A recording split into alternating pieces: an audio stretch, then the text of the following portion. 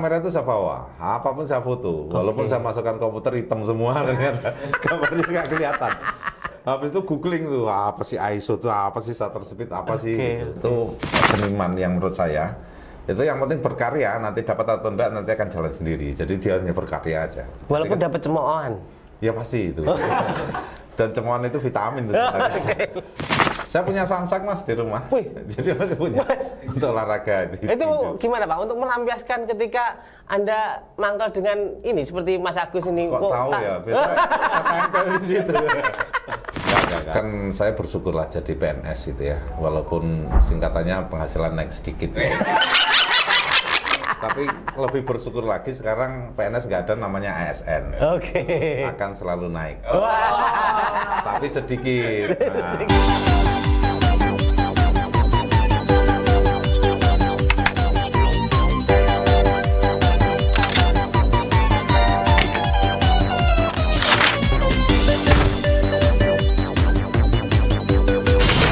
Pemirsa, kembali lagi di podcast Radar Blitar TV. Ki sapa iki cah? Anu narasumber iki. Iki langsung kidalang ya. Impor. Wah. Impor dari Ngelegok. Seorang dalang fenomenal ya toh. Dan seorang fotografer. Musisi juga. Kepala dinas juga. Iki sing paling BOW. Langsung kita sapa. Bapak Ki Suhendro Winarso. Iki. Tepuk tangan coy. Sehat, wilujeng. Alhamdulillah aman terkendala. Selalu sehat, kendalanya berat badan mau turun susah banget. Nah, mboten lari-lari sakniki kan olahraga FOMO, lari-lari niku. Iya, ternyata lari dengan ayem pikiran tuh beda. Jadi mau lari, mau olahraga kalau pikiran ayem ya tetap gendut ternyata. Ini perlu penelitian khusus kayaknya ini. Tapi lari kalau dikejar sama masalah mungkin ndang kurus. Ya termasuk itu bukan hobi saya untuk lari dari kenyataan itu. Bukan. Seru toh, orangnya bagaimana ya toh. Ditakoni sembarang iso itu. Tapi Bapak, ya. Kita julid. Siapa sih sosok kepala dinas pariwisata kebudayaan Kabupaten Blitar ini yang fenomenal gitu.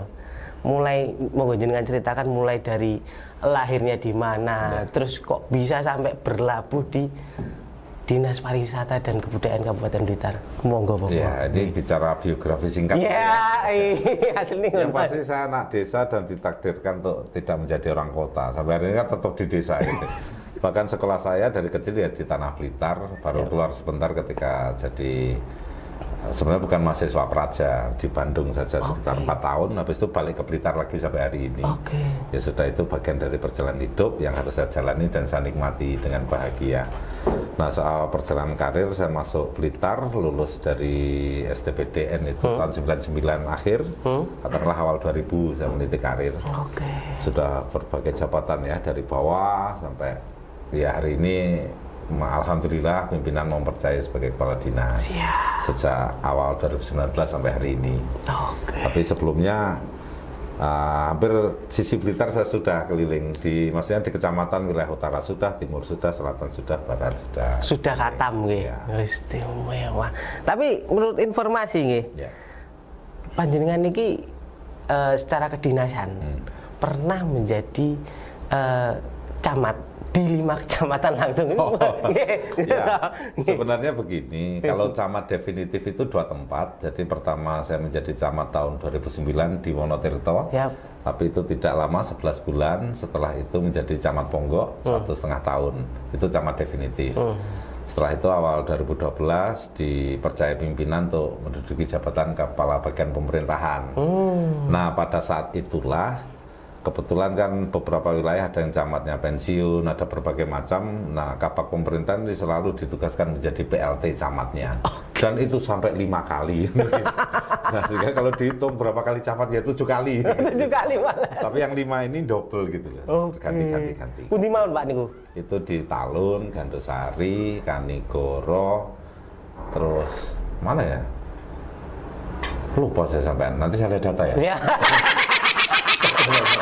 Nah, kalau dilihat rekod jabatan Yes. dulu sebelum Kabakpom, saya tuh cepet mas, cepet artinya pernah jadi Kasubag Umum Kepegawaian di Gandusari itu memang Karumum namanya, itu cukup anulah 1,5 tahun. Pernah jadi Seklur Dinglego itu hanya 6 bulan.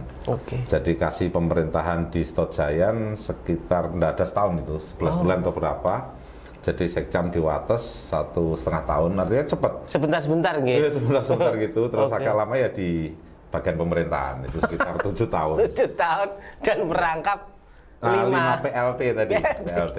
Wih, mau mulai cara bareng-bareng duwe acara kecamatan itu enggak kaki bunsin gitu, membelah diri. Pecah rogo. Wah, Cuma saya belum punya ilmunya. Saniki. Tidak harus saya jawab kan ya? Iya. Biar penasaran maksudnya. Jangan-jangan ning kono ya enek sing lho, Pak Hendra lho di kabupaten ya toh. Pokoknya biar penasaran padahal nggak bisa beneran. Gitu. Oke, secara kedinasan dan juga di Kepala Dinas Pariwisata dan Kebudayaan Kabupaten Blitar ini juga selama 6 tahunan gitu Pak? Ya kurang lebih 6 tahun sejak Februari 2019. Ya, sampai kurang lebihnya. Oke, istimewa itu.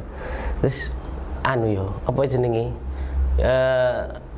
Hitam putihnya sudah. Pengen putihnya hitamnya tetap ya sampai hari ini pengen putih gak bisa ini. Padahal pakai pemutih itu nggak hanya 6 minggu, 6 tahun, tetap aja nggak berubah. Oke, tapi yang menarik lagi, yang menarik dari kedinasan apa jenjang karirnya yang menarik ya tadi bahas. Yang menarik lagi punya hobi fotografi, dalang dan juga musisi. Pripun Pak? Niku cirose anu bakat napa anu niku? Bukan Mas, itu kurang kerjaan aja sebenarnya. Ya, jadi barangkali gini ya, kalau saya berpendapat secara pribadi. Siap. Gini, kita ini sebenarnya mempunyai kemampuan yang lengkap. Tinggal kita saja mau mengolah atau tidak. Semua manusia maksudnya bukan saya atau jenengan, tapi semuanya pasti mempunyai potensi itu. Kalau ketika saya masih muda dulu, udah tua banget sih. Itu kalau sampai hari ini pun anak saya masih bisa melihat saya sepatu futsal, sepatu bola, raket tenis, raket bulu tangkis, sampai bat pingpong itu saya punya semua. Lengkap ya Pak? Iya, karena saya dulu suka olahraga waktu masih muda, artinya tidak ahli, tapi saya bisa. Nah, kalau trofi saya punya tuh, pencetak gol terbanyak itu punya. Saya striker dulu. Kegalang sendiri apa kegalang lawan? Nah ini kalau diceritakan ini sebenarnya rahasia juga gitu ya. Dulu waktu SMA itu ada kompetisi ya. Yes. Terus tim saya itu juara 1 dan saya pencetak gol terbanyak. Kenapa bisa begitu kan sudah ngomong-ngomongan toh. Iya. Tapi kan trofinya striker dengan Nah, saya ingin menggambarkan dulu saya juga pernah mengalami fase ketika saya masih suka dengan olahraga fisik. Sampai di rumah hari ini kalau misalnya nanti berkenan mampir di gubuk saya punya samsak Mas di rumah. Jadi masih punya untuk olahraga. Itu gimana Pak? Untuk melampiaskan ketika Anda mangkal dengan ini seperti Mas Agus ini. Kok tahu ya? Biasa saya tempel di situ. Enggak untuk olahraga jatah. Tapi memang jujur hari ini agak berkurang untuk urusan fisik ya. Olahraga fisik terus beralih ke kalau olahraga itu olahraga, sekarang olah rasa. Rasa itu dekatnya ke seni. Nah itu sebenarnya berjalan mengalir saja, tidak tersetting, tidak terencana. Ya, kalau saya hanya berpikir hidup itu dinikmati dengan bahagia, kita lakukan saja sesuatu yang kita inginkan selama tidak melanggar aturan norma yang ada. Tidak ada yang salah kan. Tadi disampaikan ketika saya jadi dalang, terus fotografer, juga musisi, walaupun masih amatir gitu. Saya udah baca tuh aturan, tidak ada aturan. Wah, ke ASN tidak boleh jadi fotografer itu nggak ada aturannya. Siap. Berarti boleh. Boleh. Mengisi waktu. Terus kebetulan saja ketika saya di Dinas Kebudayaan Pariwisata, jangan lupa Mas, fotografi itu juga ternyata untuk membantu promosi wisata Blitar juga. Itu loro-loro gawe. Loro-loro gawe. Sejene tinggi promosi pariwisata, siapa ngerti kena didol.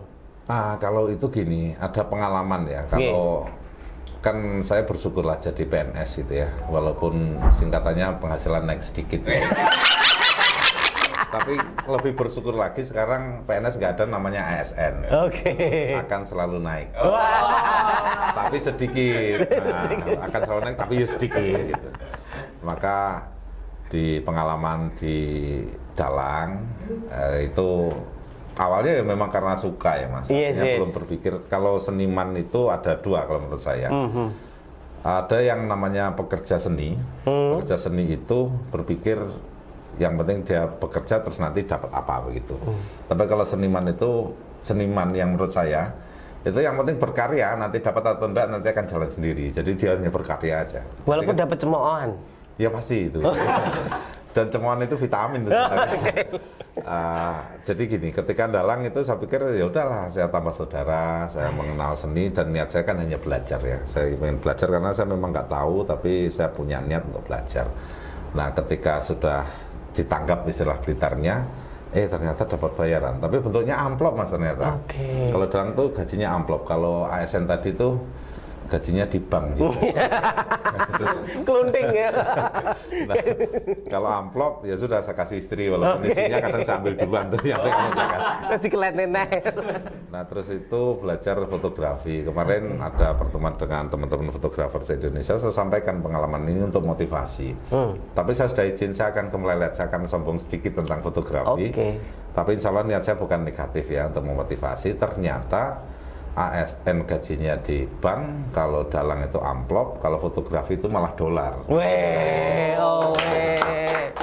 Nah artinya ketika saya belajar fotografi pun tidak ada kepikiran nanti akan bagaimana, yang penting saya suka gitu. Saya suka, saya belajar, terus ya ini kalau saya ambil sudut-sudut yang aneh di Blitar, artinya destinasi, tapi saya ambil sudut yang orang tidak pernah terpikirkan, tentu menarik. Maka foto-foto saya itu orang selalu misalnya sambil jadi penataran. Kan saya konsep seperti pasar, seperti prajurit, tapi orang kan bertanya ini lokasinya mana, dan itu sangat bagus, namanya promosi anti mainstream kalau nggak salah. Anti mainstream. Nah jadi kita ambil sudut yang berbeda supaya menarik sebenarnya itu. Nah ternyata foto-foto saya itu kebetulan ya karena fotografer amatir, saya kan nggak pernah pakai model yang berbayar ya Mas. Jadi tiap kalau libur ada waktu orang pun Mas Agus misalnya ketemu nggak akan kenal saya pakai celana pendek sandal jepit bawa kamera gitu. Keliling aja, nanti kalau ada orang saya tanya mau difoto, mau, kalau enggak ya sudah. Nah jadi model saya pun warga-warga Blitar yang tidak terbiasa untuk difoto. Nah gitu. Jadi suasana damai itu yang idealisme saya ingin munculkan lewat karya fotografi. Nah ternyata itu tidak suasana yang saya ciptakan lewat foto, tidak semua tempat di bumi ini ada. Di luar negeri kan banyak yang bingung hijau-hijau kan seneng mereka. Nah itu menarik di dunia internasional. Akhirnya dari fotografi saya juga seperti menemukan dunia baru. Ada teman-teman dari luar negeri yang komunikasi, kadang tanya bahkan sampai datang ke Blitar hanya untuk pengen tahu spotnya itu di mana. Nah, otomatis kunjungan wisata kan meningkat juga. Promosi wisata. Jadi itu ternyata di luar pemikiran saya sebelumnya. Dari suka ternyata ada hal yang bermanfaat dan saya bersyukur karena dari foto itu ya mirip-mirip Dalang juga gitu kan, menyampaikan pesan. Foto itu sebenarnya pesan. Nah, ini saya sangat mensyukuri dan saya sangat berbahagia ketika teman-teman Blitar nanti ikut-ikutan gila tanda petik dalam baik foto maupun video. Kan kita di dunia digital semakin banyak orang gila, Blitar semakin dikenal. Dalam hal apa nih maksudnya? Dalam hal karya. Jadi saya memotivasi diri saya sendiri, tidak niat untuk ngajari yang lain, saya merasa tidak pantas, tapi saya memahami saya ingin menjadi sosok yang sibuk berkarya sampai lupa mengkritik. Tidak menjadi generasi yang sibuk mengkritik sampai lupa berkarya. Tapi itu untuk saya sendiri, dan saya ingin mewarnai kalimat saya dengan bukti, dengan karya, walaupun kemampuan saya juga sangat terbatas. Minimal kalau misalnya bicara tentang wayang kulit, kan toh 8 tahun saya juga ketua Pepadi, ketua Dalangnya Blitar. Kalau saya bicara fotografi, ada karya saya di Instagram. Kalau saya bicara musik, nah ini jangan dibahas Mas. Falesnya masih keterlaluan banget gitu ya. Tapi jangan lupa Mas, kita tahu yang indah ketika tahu yang tidak indah. Kita tahu musik bagus ketika ada yang fales gitu. Pembanding. Ya, biarkan saya jadi pembandingnya saja. Tapi sampai kapan Pak Fales terus nih? Wah, ini juga. Ada target mungkin. Kalau saya malah mimpi barangkali Fales nanti jadi genre tersendiri. Oh. Gitu.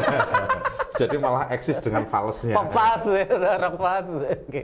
Nah Pak, berarti hobi jenengan ini hobi yang istimewa loh Pak. Tapi walaupun jenengan, jenengan kan menyebutnya Yunda amatiran banget, wong juga sebagai ketua Pepadi juga di fotografi sudah Saya silent dulu. Wah, enggak. Sudah, aman. Kucingnya meong.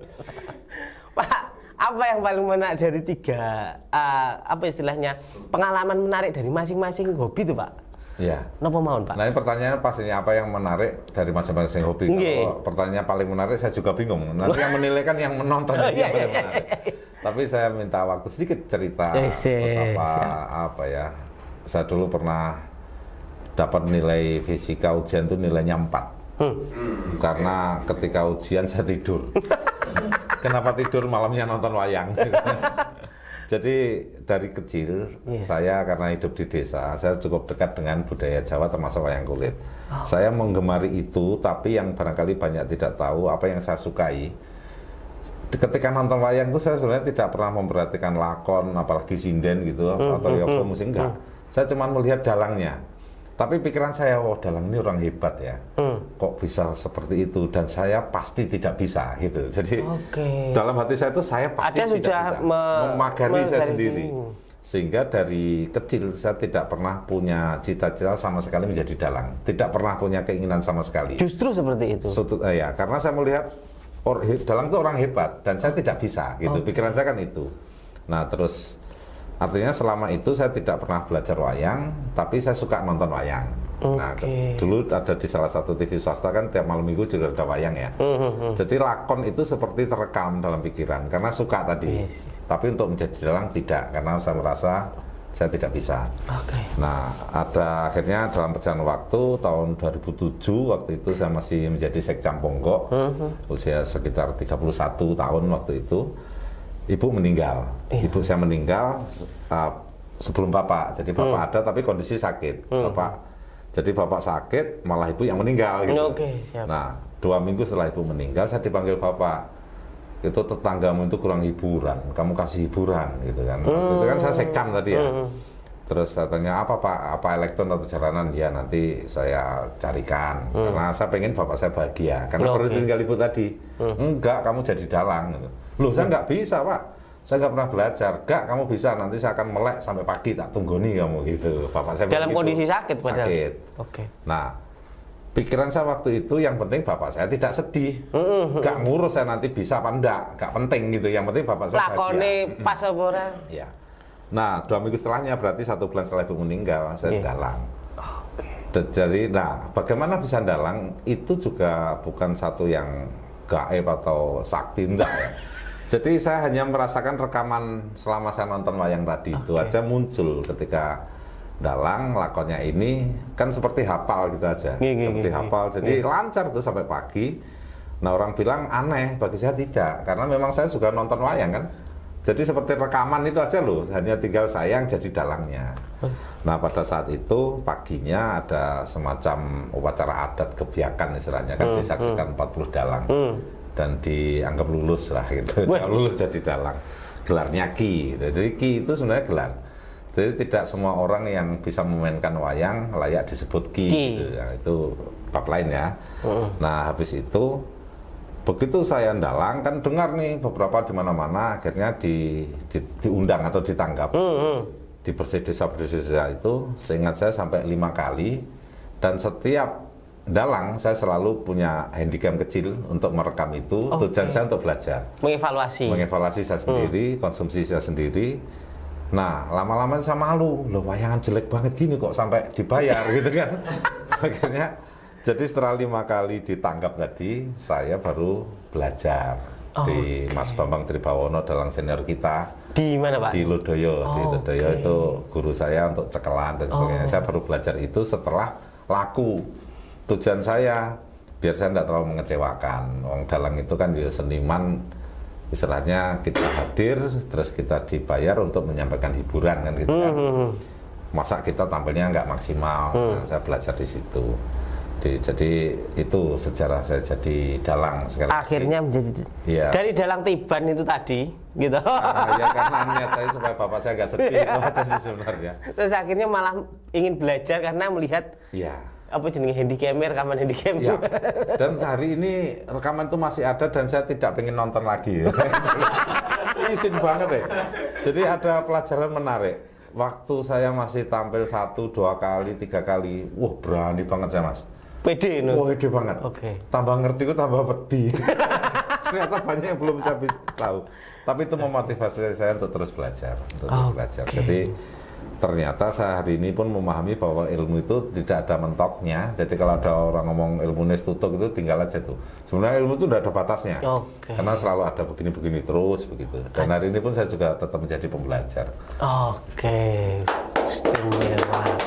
Itu menjadi dalang walaupun semalam itu harus menghafalkan skrip ya toh. Itu gimana Pak prosesnya? Oh, dalang itu perfeksionis loh Pak. Iya, sebenarnya ya barangkali kalau kita lihat fakta ya, dan orang menjadi dalang itu kan backgroundnya bermacam-macam. Ada yang memang sekolahnya kesenian, ada juga yang karena orang tua atau bapaknya dalang dari kecil turun menurun. Dia bisa karena sering melihat di lingkungan seni terus. Kalau saya tadi kan dalang kepepet. Dalang Tiban. Artinya bagaimana menghafal? Kalau saya metode saya memang saya hanya tahu baku lakonnya saja. Jadi misalnya lakon ini nanti bercerita tentang ini. Nah nanti ketika dalang ya sudah ngalir aja bagaimana cerita ini tergiring ke situ. Jadi saya pernah contoh membawakan lakon Babat Wonomarto. Babat Wonomarto itu rata-rata itu pasti jejeran Ngestino. Jadi ketika si Werkudara nagih ke Duryudana warisan dari bapaknya itu rata-rata itu. Nah ketika Sandalang beda, yang dikelihat itu hanya Werkudara sama Semar. Jadi orang kan bingung loh kok beda gitu. Kurawannya tidak muncul. Jadi itu sebenarnya tidak menyalahi itu. Kalau di film tuh kayak ada set lakon itu kan bisa flashback macam-macam. Tapi inti lakon sebenarnya tidak berubah. Jadi kenapa Werkudara dan Semar? Dalam percakapannya, Werkudara itu menceritakan kepada Semar, saya tadi baru ketemu Duryudana, saya bicara tentang ini, tanah-tanah ini, bagaimana Ngastino dan sebagainya. Jadi inti pembicaraan sama dengan inti set keraton tadi. Iya, cuma tidak digambarkan. Tidak digambarkan, tapi dia sedang perjalanan pulang, di tengah jalan ketemu Semar. Gitu. Enak, itu ngelakonnya mau lurut. Iya, hasilnya golek penaknya. Tapi itu tidak merubah pakem, tidak merubah apa, karena yang disampaikan sama. Terus karena Semar ini pamong agung kan, si Werkudara ini kan juga di pamong amongnya ini kan si Semar ini kan tanya bagaimana pendapatmu gitu. Jadi ada wajangan di situ. Itu sebenarnya kreativitas. Maka saya di kalangan dalang juga ada yang ini apa tidak melanggar pakem. Kalau pendapat saya tidak. Jadi kan sekarang juga dalang sering toh di awal sudah perang duluan, baru setelah itu cerita tadi perang tuh ngapain sih. Nah itu kalau film flashback itu itu nggak ada yang salah di situ, itu hanya set lakon. Yang dimaksud pakem itu justru malah penokohan. Itu yang nggak bisa ditawar. Kalau Werkudara itu ya satria gagah berani, sifatnya jujur, tidak kenal takut ketika menegakkan kebenaran. Itu Werkudara. Kalau si Dursasana, Dur itu kan goroh, Sasana itu tempat. Jadi dia orang ini gur kemelelet tok gitu. Goroh itu ngapusi, jadi enggak si Damone enggak pernah bener itu Dursasana. Maka Dursasana itu kalau digambarkan bahkan ketiaknya ini dikasih wangwung. Wangwung itu binatang yang ada di kelapa dulu, kan semacam kumbang itu. Jadi dia nggak akan bisa nempel, jadi tetap begini. Itu untuk menjaga kemeleletnya tadi. Ketika itu dibalik misalnya? Itu yang tidak boleh. Nah itulah penokan wayang itu yang tidak bisa dicampur. Dari maka gambaran wayang itu sebenarnya sudah menggambarkan sifat dari wayang itu. Nah jadi misalnya kita lihat Werkudara gitu ya pasti menggambarkan seorang yang gagah, badannya besar gitu kan, tidak kenal takut, matanya aja gini kan. Jadi kalau Sengkuni gitu, itu kalau misalnya dicermati itu mesti apa ya, bahasa militer ini nyekebek gitu, nyekebek itu kayak ngenyak gitu. Terus matanya itu agak sipit-sipit ngenyak gitu. Nah Sengkuni itu lah ngomong mesti guacle gitu. Nah, itu pakemnya itu. Kalau set cerita itu sebenarnya tergantung dalang itu. Maka akan kita lihat cerita yang sama dibawakan dalang yang berbeda, nanti suasananya akan beda. Oke. Nah, jadi katakanlah kalau saya karena saat ini kan dunia saya kan pamong ya, mesti tidak jauh-jauh dari urusan masyarakat, urusan organisasi, mesti begitu warnanya. Sosial kayak gitu. Nanti kalau misalnya dalangnya dari aparat kepolisian ada kan kepolisian. Nanti tentang penegakan hukum gitu. Jadi masuk dalam cerita itu. Tapi itu tidak salah. Jadi tidak akan merusak pakem atau lakon tadi, itu kan hanya kembangannya saja. Maka setiap dalang nanti akan berbeda, dan itulah yang saya sampaikan, siapapun dalangnya pasti punya kelebihan. Dan penonton nanti akan memilih sesuai yang disukai. Tidak ada yang salah dalam seni, semuanya bagus, tergantung cara kita mengapresiasi. Maka kalau penjenengan suka dalang A, silahkan suka dalang A, nanti yang lain suka dalang B, ya silahkan dalang B. Ya seperti artis itu, punya fans masing-masing gitu. Dan itu tidak perlu menyalahkan satu sama lain. Tidak perlu, seni itu tidak ada salah dan benar, semuanya bagus. Pak, suluk. Katu bait ya lah. Seriti noning pasewakan. Nah, itu salah dalang itu. Sudah itu aja ya? Kalau gitu. Nyocok nih tanggapan. Amplopannya kandel pora. Nanti kalau saya keterusan nanti malah dalang terus. Tapi memang ada yang ini ya, banyak yang perlu dipelajari. Saya pikir kenapa sampai hari ini saya tidak bosan dalang walaupun saya harus berhenti sesaat karena sebab tertentu ya. Itu juga boleh disampaikan di podcast. Boleh dong. Jadi kalau hari ini saya belum dalang lagi itu bukan karena bosan atau tidak pengen dalang, bukan, tapi karena sebab lain. Yang pasti bagi saya seorang dalang itu memang harus memiliki kemampuan penguasaan dunia seni yang lengkap. Katakanlah seni drama, dramatikalnya lewat ucapan kata-katanya. Seni tarinya dalam menggerakkan wayang dia harus menguasai. Seni musik kita harus titen betul dengan jatuhnya gong, kapan, kendangnya seperti apa. Jadi yang dikuasai itu banyak. Terus kalau saya berpendapat, sekali lagi pendapat ini bisa berpidato sama dalang itu lebih susah dalang.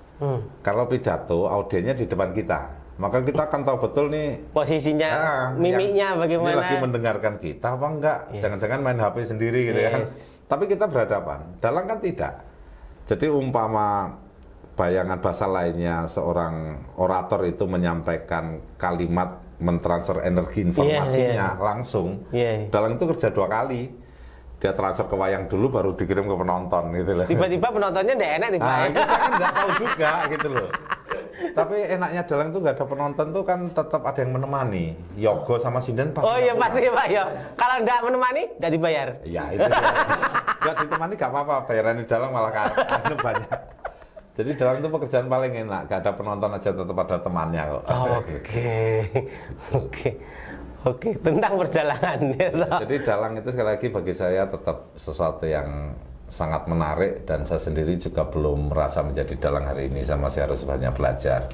Kalau hari ini barangkali dulu sebelum 2021 saya masih sering dalang ya dikatakan sering, nggak tiap malam lah, bukan dalang kondang, bukan dalang laris banget, tapi memang setiap tahun saya tidak dalang tuh. Jadi tiap tahun itu pasti dalang. Pasti ada jadwal gitu loh, walaupun tidak banyak, artinya rutin. Kalau saat ini kan masih terkendala sedikit di telinga kiri saya aja, belum bisa mendengar gitu aja.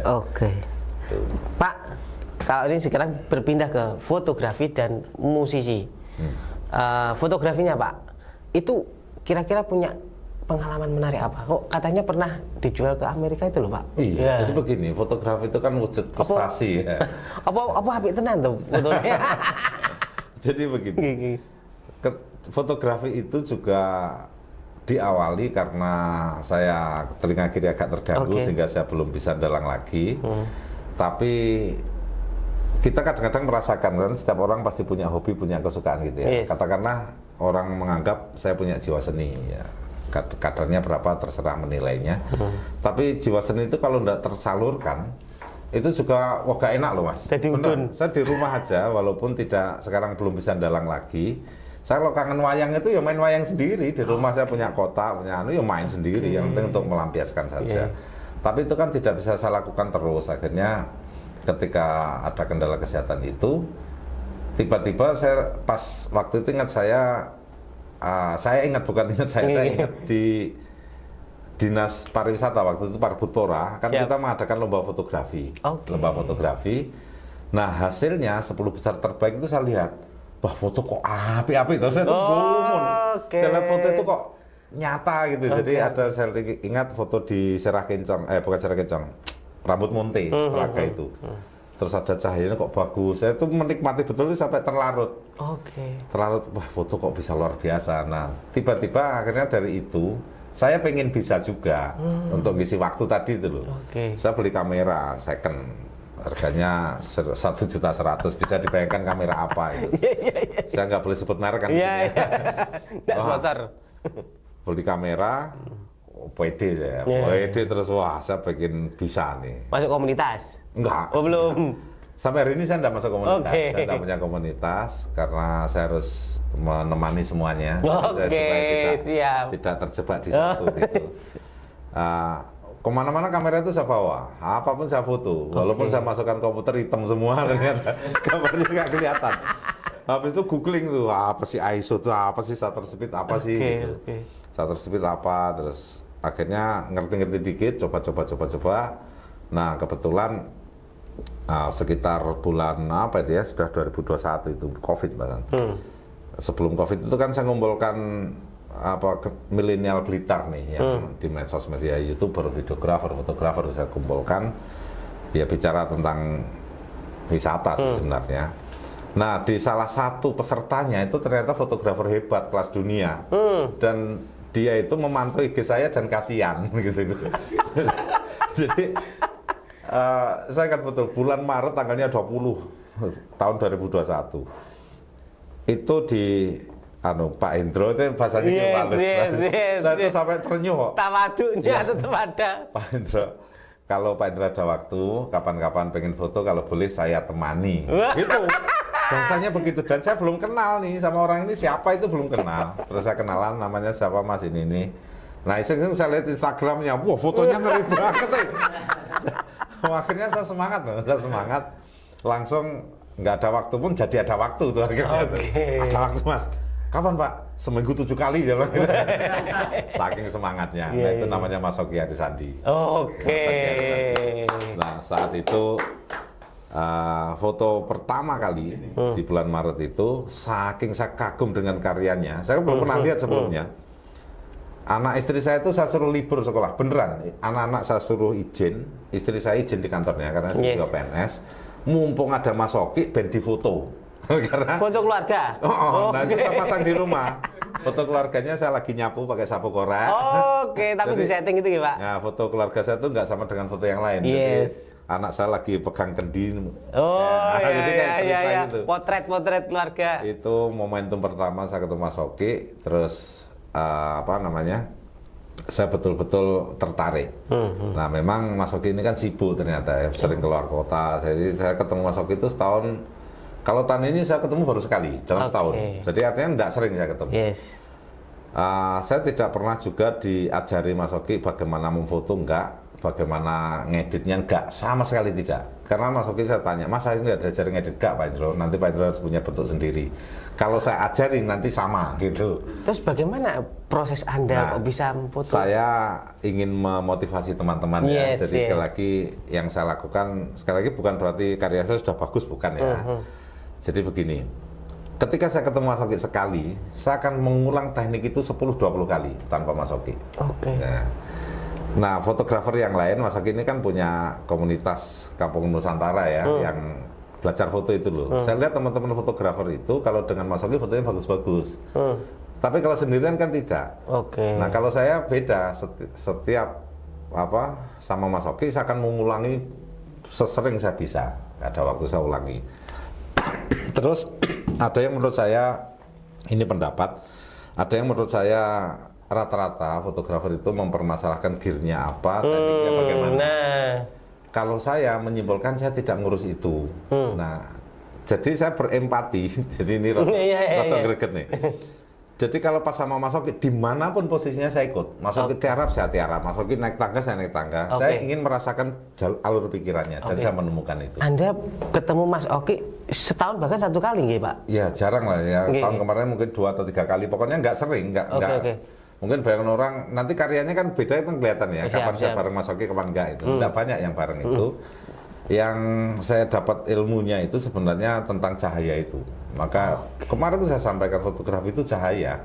Jadi kalau mau foto bagus, yang dikenali pertama cahayanya. Kalau soal gearnya, itu bebas saja sebenarnya. Nanti kan paling hanya pengaruh karakter warna, ketajaman, hanya itu aja. Tapi untuk menjadi foto yang menarik, bahkan handphone kita tuh kalau tepat sudutnya kan bagus. Oke, tidak mempengaruhi gearnya apa?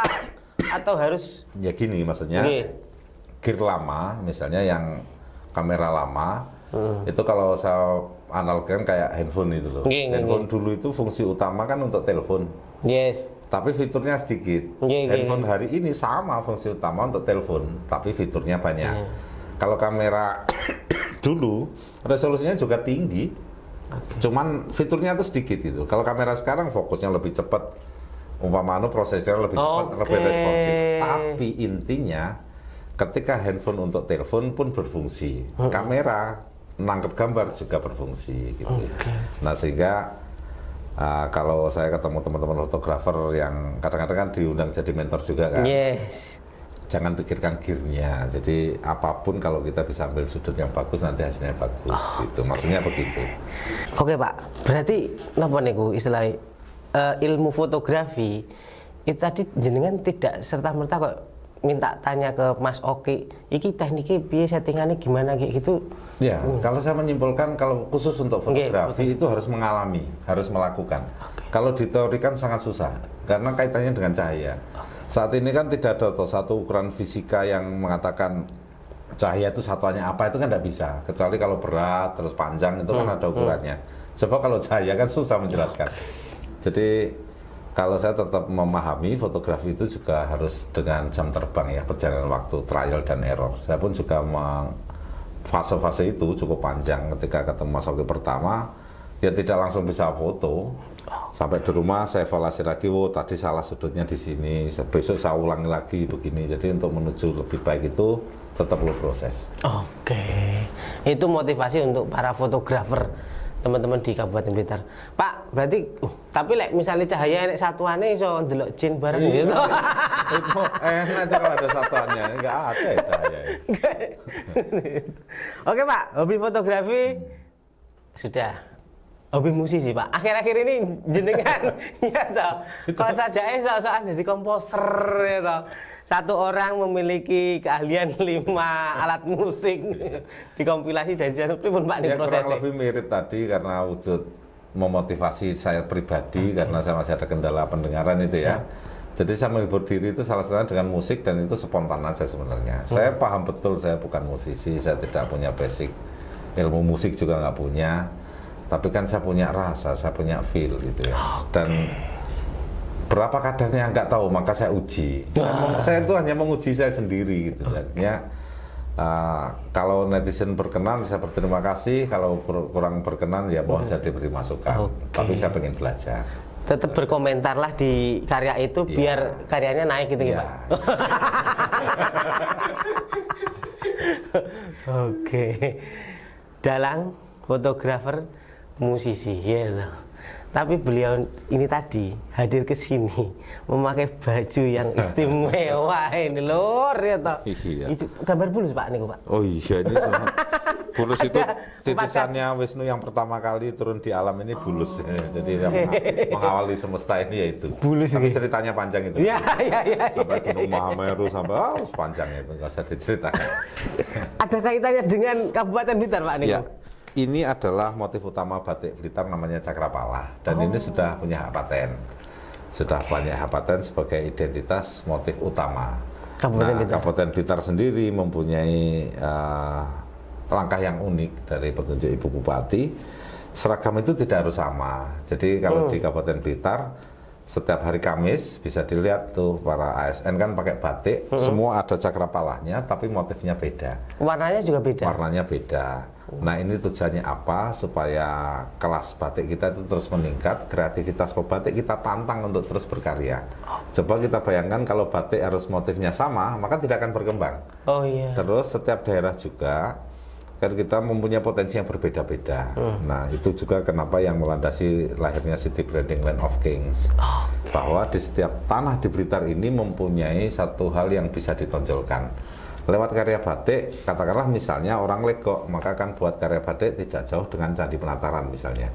Nanti bicara wilayah Ponggok misalnya, mungkin batiknya akan nanas.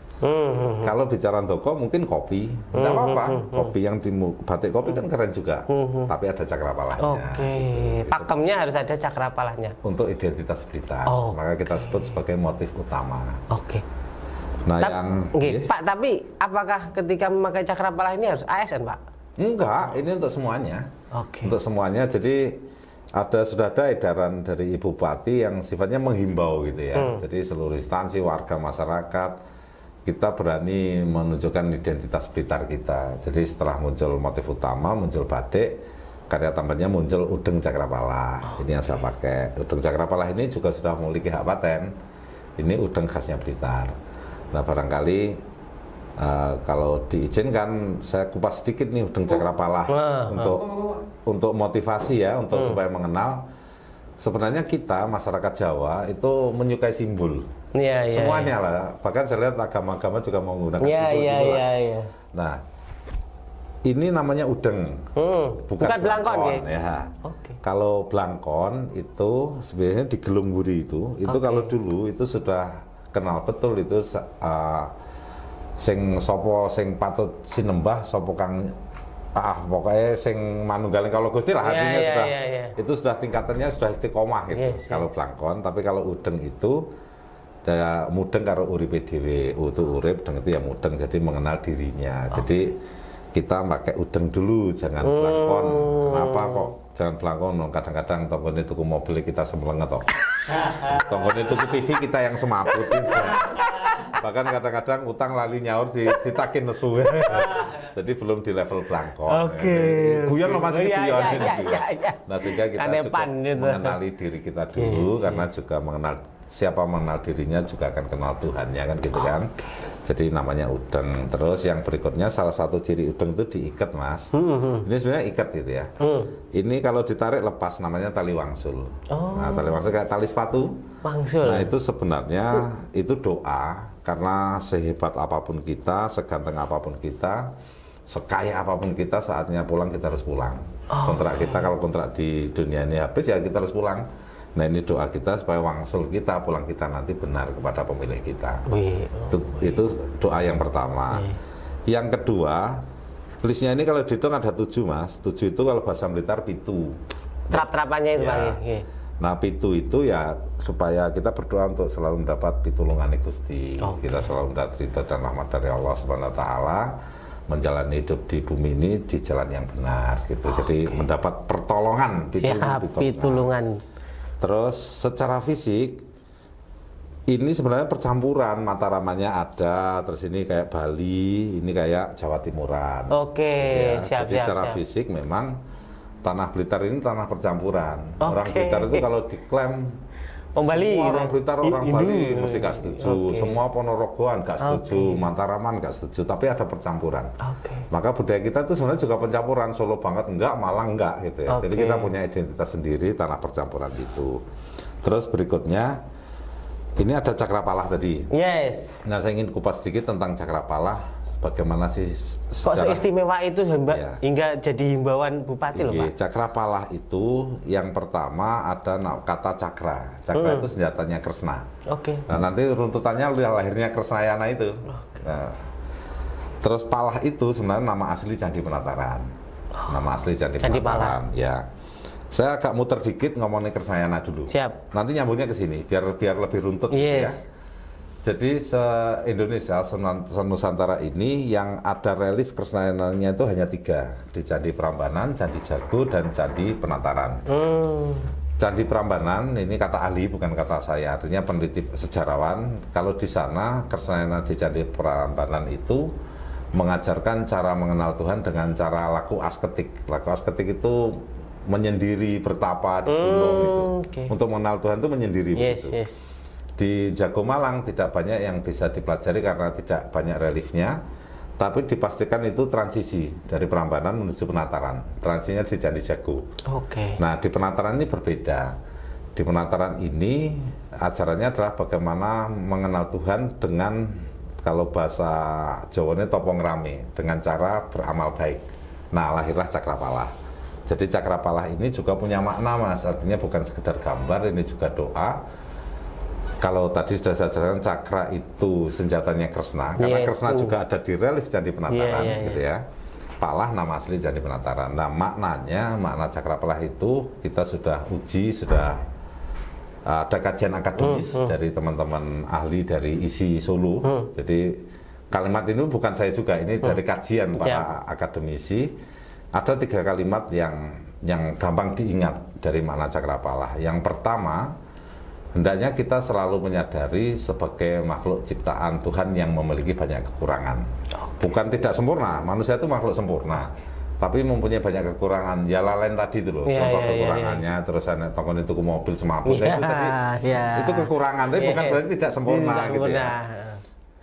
Itu kalimat pertama, kita selalu sadar menjadi makhluk ciptaan Tuhan yang memiliki banyak kekurangan. Terus kalimat keduanya, sehingga selama hidup itu berarti sejak lahir sampai nanti liang lahat, selama hidup gitu ya, kita harus terus mencari ilmu hidup yang sejati, mencari ilmu terus, artinya belajar terus. Jadi selama di dunia itu tidak ada istilah berhenti untuk belajar. Nah, yang ketiga ini poin pentingnya, dengan cara apa? Dengan cara berbuat baik kepada sesama. Sesama yang dimaksud tidak hanya manusia tapi juga dengan alam. Maka Cakrapala ini mengingatkan kita, sebenarnya simpel, kalau pengen bahagia, bagaimana bahagiakan orang lain. Kalau pengen besar, bagaimana besarkan orang lain. Jadi, kalau Sengkuni terbalik, tokoh Kurawa Sengkuni itu, pengen mulia ning ancik-ancik cengele konco. Nah, itu Sengkuni. Tapi Cakrapala tidak itu. Cakrapala mengajarkan, kita akan semakin bahagia ketika kita membahagiakan orang lain. Nah, itu semoga menjadi motivasi kita semuanya, sebenarnya itu. Itu Cakrapala ya Mas ya. Nah, yang terakhir sebenarnya puncaknya itu ada di sini. Saya harus hati-hati kalau bicara ini, nanti daripada semoga tidak salah kalimat. Siap. Jadi kalau lihat belangkon atau udeng, kadang-kadang ada yang ada ininya, ada enggak. Nah, kita pilih yang ada ininya. Dan saya pastikan saya tidak bicara tentang pornografi, enggak. Saya bicara filosofi, bahwa ini sebenarnya simbol dari ibu kandung kita masing-masing. Ibu ya, sosok seorang wanita. Kalau bapak apa sih yang delundeng gitu loh. Itu maksudnya begitu, tapi ini bukan tentang pornonya. Nah, rumah orang Jawa dulu kalau diamati itu pintunya tuh begini Mas. Nah, itu sebenarnya simbol dari ibu. Jadi ketika sore hari kita pulang ke rumah, kita masuk rumah lewat pintu itu, kita masuk ke rahim ibu kita lagi. Jadi rumah itu seperti rahim bagi orang Jawa. Ketika pagi berangkat kerja, kita tuh lahir kembali baru gitu. Itu filosofinya itu. Nah, apa itu rahim? Rahim itu sebenarnya tempat yang suci. Di sana tempat kebenaran sejati. Tidak ada dendam, tidak ada iri dengki. Di sana itu penuh kedamaian dan cinta murni itu sebenarnya.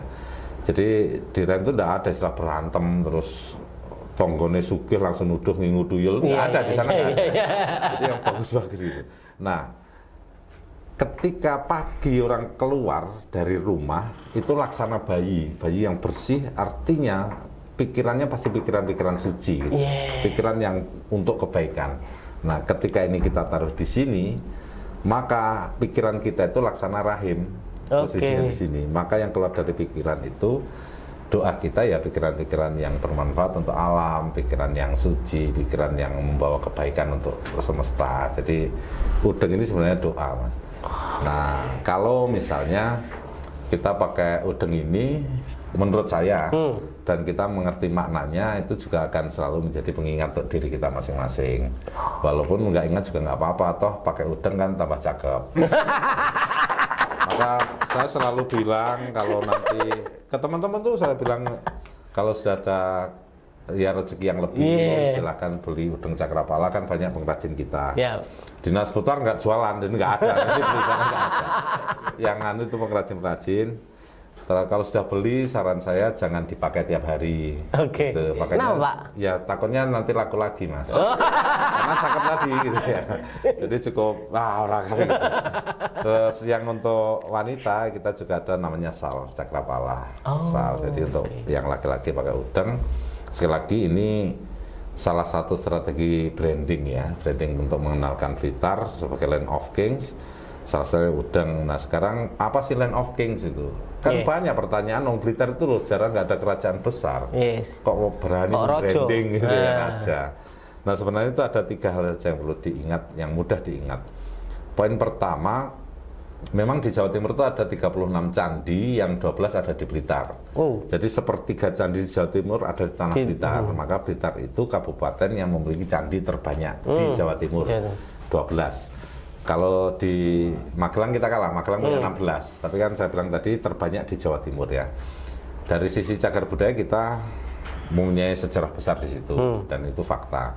Terus yang kedua, poin keduanya Land of Kings, sejarah juga mencatat banyak orang hebat dari Blitar yang mempengaruhi peradaban dunia. Dia tidak hanya lahir, tidak hanya meninggal atau dimakamkan, bahkan banyak juga orang bukan orang Blitar belajar di Blitar menjadi hebat. Jadi rojo. Iya. Contoh banyak contoh. Jadi contoh Candi Penataran dulu itu semacam Lemhanas hari ini. Jadi tempat pendidikan kesatria Jawa. Misalnya sampean lahir dari Universitas A misalnya. Terus kemana-mana ngomong saya lahir dari Universitas A, kan tidak salah toh? Walaupun universitas tadi bukan ibu, bukan ya. Raja Jawa ketika ngomong saya dari tanah Blitar karena pendidikan saya di Candi Penataran itu kan tidak salah juga, lahir dari Blitar walaupun tidak hidup di Blitar. Nah, memang caranya itu. Kalau sosok raja yang bermahkota, nanti akan saya jelaskan ada yang bermahkota, ada yang tidak. Yang bermahkota kan ada Raden Wijaya Candi Simping, Anusapati di Sawentar, terus Ronggohuni di Meleri, terus ada Bung Karno juga dan kita punya pahlawan nasional Bung Karli, Supriyadi, itu orang-orang Blitar semua. Di sisi lain banyak lagi tokoh-tokoh hebat yang tidak bermahkota tapi mempunyai karya yang mempengaruhi peradaban. Sambil contoh Mbah Turut lah yang paling kecil. Maksudnya yang simpel. Di Jakarta, di Bandung, bahkan teman-teman TKI cerita di Malaysia katanya juga pernah melihat ketok magic asli Blitar, ketok magic Mbah Turut. Nah, gitu. Mbah Turut itu bukan raja bermahkota, tapi karyanya sampai hari ini loh masih jadi ladang rezeki. Nah itu luar biasa. Kadang kita mampir di warung makan ikan mujair. Mujair itu kan nama orang, Mbah Mujair yang Papungan itu. Betapa perjuangan beliau 11 kali jalan kaki ke Pantai Serang. Jadi itu nggak langsung jadi loh, itu ambil ikan, pulang, mati, balik lagi sampai 11 kali. Ya, belum ada sepeda motor Mas, jalan kaki. Perjuangan beliau itu layak kita apresiasi. Beliau juga raja. Hari ini kita masih makan ikan mujairnya. Gitu. Pahlawan mujair. Ada lagi yang kadang-kadang orang nggak percaya, tapi silahkan di googling ya. Dulu Perang Dunia II ada pesawat legendaris namanya Fokker gitu ya. Anthony Fokker itu kan bocah Blitar. Anthony Fokker itu anak lahirnya di Blumbang Gede itu loh, di Susu. Rumahnya masih ada hari ini, Anthony Fokker. Jadi kira-kira Fokker itu kalau nggak lahir di Blitar nggak bisa bikin pesawat. Jadi karena kecilnya itu minum airnya Blitar, jadi hebat gitu ya. Maju ke dunia Blitar. Dalam sejarahnya, kalau dibilang lahirnya di Soso, nanti dibantah lagi. Tapi hasil penelitian ternyata begini. Memang rumahnya di Soso milik pemimpin kebun pokoknya administrator kalau sekarang, ya orang Belanda memang. Ketika mau melahirkan, sudah sakit gitu, karena pengen selamat kan, orang Belanda, memang Fokker itu orang Belanda, cuman tinggalnya di Indonesia dan lahir di Blitar itu. Dibawa pakai kereta, waktu itu pakai dokar itu Mas, cuma ada mobil. Sampai di Budirayu ini, ternyata lahirnya Fokker itu tidak di rumah sakitnya, karena sampai halamannya sudah keluar. Jadi, belum masuk rumah sakit, di halaman rumah sakit sudah keluar. Jadi, nah memang dalam sejarahnya Fokker itu hanya sekitar usia 4 tahun seingat saya di sejarah itu, terus dipulang ke Belanda untuk mendapat pendidikan lebih baik. Tapi catatannya pernah kan golden age-nya di Blitar, terus minum airnya Blitar, maka bisa bikin pesawat. Nah, Pak Ido, berarti line of king-nya seperti itu, banyak orang-orang yang berpengaruh. Tapi ada poin yang ketiga. Jadi tadi pertama cagar budaya memang Siap. faktanya kita memiliki candi terbanyak, situsnya juga ratusan. Bahkan kewiyanan saya Blitar ini kalau digali kira-kira ya candi semua gitu. Tapi jangan digali. Kalau digali kita transmigrasi. Enggak, kita yang pindah tempat. Susah nanti. Terus yang kedua, sejarah juga mencatat orang-orang hebat, bahkan Presiden NKRI kita setelah Bung Karno juga banyak darah Blitar, bisa dilacak itu silahkan. Pejabat pusat pun juga banyak orang Blitar, silahkan dilacak sendiri ya. Nah, poin ketiganya, siapa sih king sebenarnya, siapa raja sebenarnya? Tadi saya sudah bercerita tentang Udeng Cakrapala, bicara Cakrapala, yang itu adalah doa. Doa itu semacam, ya doa itu memang harapan ya, kita berdoa itu pasti berharap nanti akan terwujud. Iya, mengharapkan sesuatu. Sehingga Land of King itu juga punya harapan, siapa nanti menjadi raja, semua manusia, apalagi orang Blitar, menjadi raja atas dirinya masing-masing. Jadi ketika bicara tentang Udeng, mengerti dengan dirinya, itu endingnya sebenarnya kita mengerti tentang peran kita masing-masing. Karena setiap manusia itu pasti punya peran yang berbeda-beda, tidak bisa disatukan. Tapi siapa yang bahagia? Yang bahagia ya yang mampu menikmati perannya tadi. Saya ambil contoh yang ringan, misalnya penjenengan adalah jurnalis. Jurnalis. Penjenengan tugasnya membaca situasi, menuangkan dalam tulisan. Bagi penjenengan itu hal yang nikmat dan mudah. Bagi saya tidak, karena saya tidak punya ilmunya. Maka ketika saya pengen jadi jenengan, saya tidak akan bahagia. Tidak menikmati. Nah, sekarang kita balik.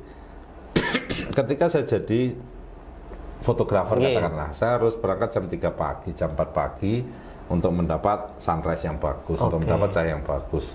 Saya harus tiarap bersama embun dingin gitu untuk mendapat angle yang bagus. Tapi saya happy, penjenengan belum tentu happy, gitu kan? Karena tidak menekuni itu. Nah, yang saya maksud raja atas dirinya itu sebenarnya dari Cakrapala itu kita akan mengerti setiap orang, setiap apapun elemen di alam ini sebenarnya penting. Tidak ada yang tidak penting. Karena kita ini kan hanya memainkan peran masing-masing untuk saling melengkapi saja sebenarnya. Sehingga ada ASN, ada aparat penegak hukum, ada petani, ada pedagang, ada jurnalis. Coba kita bayangkan itu kan hanya semacam irama semesta bersama-sama untuk membentuk alam ini menjadi indah. Bagaimana indahnya kalau kita berperan benar pada peran kita, gitu loh. Maksudnya begitu sebenarnya. Jadi nggak tinggi-tinggi banget raja atas diri kita itu, maksudnya kita bisa menikmati, menerima apapun yang menjadi jatah kita, maka kita akan bahagia. Itu saja sebenarnya.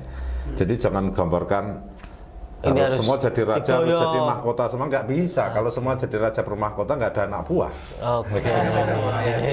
Jadi kalau jadi kepala dinas itu ya pasti punya tangan, punya kaki, punya anak buah. Kalau enggak ya kepala tok itu. Tidak asik. Kayak kuyang. Tapi anak buah ini juga akan menjadi raja atas dirinya ketika akan membuat perannya masing-masing. Maka sistem akan berjalan dengan baik. Sebenarnya doanya begitu. Tapi harus ada yang dikalahkan dalam diri sendiri. Tidak. Apa itu? Kan jadi raja, Pak. Nah gini, sebenarnya tidak ada istilah kalah mengalahkan ya. Sebenarnya ada orang bertanya, ada masalah besar, ada masalah kecil itu ya. Sebenarnya bagi saya nggak ada, tergantung ukuran kita. Jadi masalah mau besar kecil itu tergantung ukuran kita. Saya ambil contoh misalnya kerikil. Kerikil itu bagi semut besar, tapi bagi gajah kecil itu. Nah, sehingga masalah itu sebenarnya besar atau kecil tergantung ukuran kita saja. Kalau ini ada masalah, kadang-kadang kalau saya karena saya juga menekuni dalang, walaupun sekarang harus berhenti sejenak. Melihat itu saya sering sisi lucu dan happy-nya saja. Jadi masalah gini aja kok dibikin berat sih. Ngapain sih, nikmati aja lo, senyumin aja. Kita misalnya saya sakit gigi aja ya. Sakit gigi itu pilihan saya senyum. Orang bingung juga, kenapa senyum lah? Saya mau nangis juga tetap sakit. Ngapain gitu. Jadi itu bagaimana cara kita menghadapi saja, Mas. Jadi enggak ya, orang boleh berpendapat macam-macam, tapi saya lebih suka menjadi pengamat lah, menikmati saja gitu. Oke, Pak Hendro Winarso, ini menuju ke hari jadi. Nah, sebentar lagi ini kan hari jadi ke 700 Kabupaten Blitar. Tapi kok adem aja, Pak? Oh iya, Mbak niki? sebenarnya bukan adem ayem ya, Nggih. karena mendekati waktunya. Dalam waktu 1-2 hari pasti sudah kita akan posting untuk Siap. rangkaiannya. Agenda-agendanya Ya, niki. agendanya saat ini kenapa seakan-akan sepi, karena ini istimewa banget ya. Wis, 700 itu angkanya 700, pitu lagi pitulungane Gusti gitu ya. Jadi angka yang sangat luar biasa. Kalau saya sulit di angka itu karena dibikin angka seni susah banget tuh. 7-0. Nanti dibentuk kan susah ya. Kalau dulu kemarin 699 tuh di masih keren ya. Kesulitan kami hanya di situ. Tapi di sisi lain memang kami akan berupaya untuk mengajak semuanya, karena hari jadi ini bukan punyanya Pemkab Blitar, bukan, ini untuk seluruh warga Blitar. Jadi hari jadi ini milik semuanya. Kalau acara-acara rutin semua nanti juga pasti akan ada tirakatan di setiap kecamatan itu sebagai implementasi bahwa masyarakat kita ajak bersama-sama untuk mensyukuri nikmat hari jadi ini. Nah, di tahun ini juga akan ada yang berbeda yang belum ada di tahun sebelumnya. Akan ada acara yang judulnya itu hiburan rakyat. Hiburan rakyat selama 3-4 hari, 2-5 Agustus di alun-alun Kanigoro. Jadi nanti akan ada seni, ada pameran dan sebagainya, dan masyarakat kita undang untuk datang bersama-sama menikmati itu. Ada sajian seni yang ditutup tanggal 5, seperti tahun biasa akan ada wayang kulit nanti. Ini dalam seluruhnya dalam tahap-tahap persiapan. Nah, di sisi lain itu tadi kan satu event yang beda dengan tahun kemarin. Di sisi lain nanti akan banyak lagi event-event lain. Misalnya ada push bike. Push bike itu apa ya? Sepeda. Yang anak kecil itu. Terus ada lagi Blitar Youth Festival, ada festival bonsai. Yang waktunya rentang Juli sampai September. Nah, jadi panjang, nanti memang belum kami publis karena mematangkan yang hiburan rakyat ini. Tapi insya Allah dalam 1-2 hari ini sudah kita publis. Kemarin sudah rapat final. Siapa nanti yang tampil? Yaitu orang-orang anak-anak kita, kok ada SMP, ada SMA, dari seniman umum. Jaranan nanti ada yang, seingat saya tanggal 3 Agustus, harinya Sabtu, pagi sampai sore kita jaranan. Nah, di sana jaranan. Festival gitu, Pak? Parade? Parade ya. Jadi untuk mendekatkan lah supaya kita ingat 5 Agustus itu hari jadi Blitar. Apa yang harus kita lakukan ya kita mensyukuri itu. Sampai hari ini kita masih hidup di tanah Blitar yang luar biasa ini. Maka salah satu ungkapan syukurnya ya cara kita diekspresikan begitu. Oh iya, kalau acara inti tetap Mas nanti di 4 Agustus siang itu ada Bedol Pusoko. 4 Agustus malam ada tirakatan, 5 Agustus pagi nanti ada Piswana Nageng. Itu sudah rutin. Malamnya nanti wayangan. Nah, itu sudah pakem Pak ya. Yang berbeda adalah hiburan rakyat ya. Itu gongnya di tanggal berapa Pak tadi? 2, 3, 4. 2, 3, 4. Oh, semacam festival gitu. Terus, di 3 hari gitu nih. Ya, nanti hari pertama, hari Jumat itu kita mulai sore setelah Jumatan, itu nanti ada jaranan, malamnya nanti ada Kresnayana pelajar, bukan Kresnayana biasanya.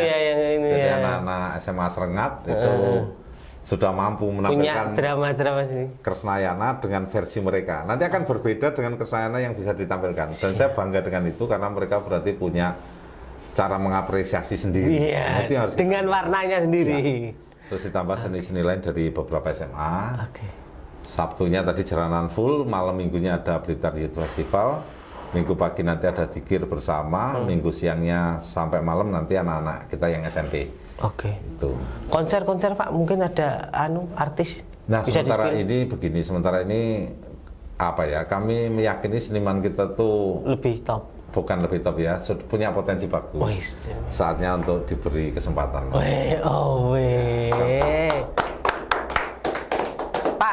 Tapi dalam hari jadi ini tentunya punya tagline atau punya visi ya toh. Tidak hanya sekedar nyuwun sewu hura-hura ya toh. Jadi petunjuk pimpinan memang hari jadi Blitar ke-700 ini kalau dari sisi tema pun berbeda dengan tema-tema sebelumnya. Tema sebelumnya itu biasanya kalimatnya panjang gitu. Bahkan saya pun habis nulis lupa. Satu bait. Satu paragraf. Kalau yang tahun ini sangat simpel dan mudah diingat, dan itu juga menjadi doa. Temanya nanti Blitar maju dan sejahtera. Itu saja. Jadi singkat banget, hanya 3 kata. Visinya Pak? Apa Ya maju dan sejahtera. Ya itu ya. Jadi nanti gini. Nggak perlu mula-mula, Pak. Nanti akan saya publis Oke. di medsos kami makna warna-warnanya itu. Oke, filosofi Tapi nih. tolong jangan ditanya sekarang, saya belum hafal ini. Jadi visi dan sebagainya ada lengkap, Siap. tapi daripada nanti salah ya. Oke. Oke, Pak. Berarti sosok Pak Suhendro sudah ya toh. Terus banyak lah pengalaman mulai ke hari jadi sampai Cakrapala enggak umum. Terakhir Pak, apa yang menjadi pesan untuk Radan Blitar khususnya atau untuk yang masyarakat nih penonton ini nggih? Monggo Pak. Saya sangat berterima kasih diberi kesempatan untuk podcast ini. Kalaupun ada kalimat saya yang kurang berkenan, saya mohon maaf. Intinya yang saya ceritakan hanya pengalaman. Semoga bisa menginspirasi, tapi ada salah kata, saya mohon maaf, dan saya tetap berdoa untuk semuanya selalu bahagia, panjang umur dan murah rezeki. Sukses untuk semuanya. Ada kalimat yang dari seorang filsuf yang sangat mengena di hati saya dan selalu menjadi motivasi untuk saya sendiri. Jangan berjalan di depanku karena aku tidak akan mengikutimu. Jangan berjalan di belakangku karena aku tidak akan memimpinmu. Berjalanlah di sampingku sebagai sahabat. Weh, pantun Pak, pantun. Oh nggak bisa ya. Oke, terima kasih Pak Nanti Hendro. tinggal disambungin di mana aja kalau Ya. mungkin. Gitu. Oke, terima kasih Pak Hendro. Ampun yang kata. Jangan lupa komen, like, dan subscribe. Ciao.